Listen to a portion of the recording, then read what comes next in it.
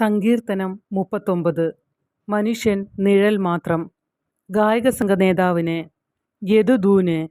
ദാവീദിൻ്റെ സങ്കീർത്തനം. ഞാൻ പറഞ്ഞു, നാവുകൊണ്ട് പാപം ചെയ്യാതിരിക്കാൻ ഞാൻ എൻ്റെ വഴികൾ ശ്രദ്ധിക്കും.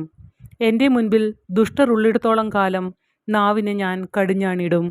ഞാൻ മൂകനും നിശബ്ദനുമായിരുന്നു. എൻ്റെ നിശബ്ദത നിഷ്ഫലമായി. എൻ്റെ സങ്കടം വർദ്ധിച്ചുകൊണ്ടേയിരുന്നു. എൻ്റെ ഉള്ളിൽ ഹൃദയം തപിച്ചു. ഞാൻ ചിന്തിച്ചപ്പോൾ അത് കത്തിജ്വലിച്ചു. ഞാൻ സംസാരിച്ചു, കർത്താവേ, അവസാനം എന്തെന്നും എൻ്റെ ആയുസ്സിൻ്റെ ദൈർഘ്യം എത്രയെന്നും എന്നെ അറിയിക്കണമേ. എൻ്റെ ജീവിതം എത്ര ക്ഷണികമാണെന്ന് ഞാൻ അറിയട്ടെ.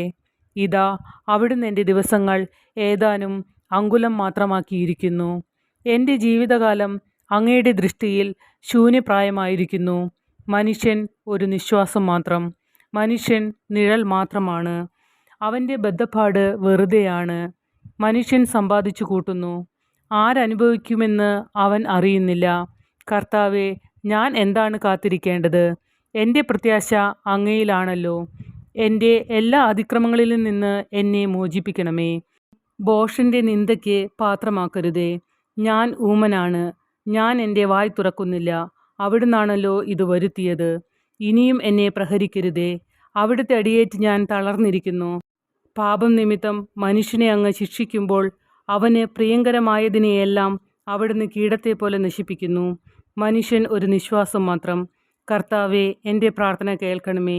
എൻ്റെ നിലവിളി ചെവികൊള്ളണമേ. ഞാൻ കണ്ണീരൊഴുക്കുമ്പോൾ അങ്ങ് അടങ്ങിയിരിക്കരുതേ.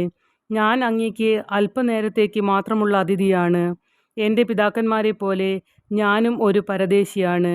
ഞാൻ മറഞ്ഞില്ലാതാകുന്നതിനു മുൻപ് സന്തോഷമെന്തെന്നറിയാൻ എന്നിൽ നിന്ന് ദൃഷ്ടി പിൻവലിക്കണമേ.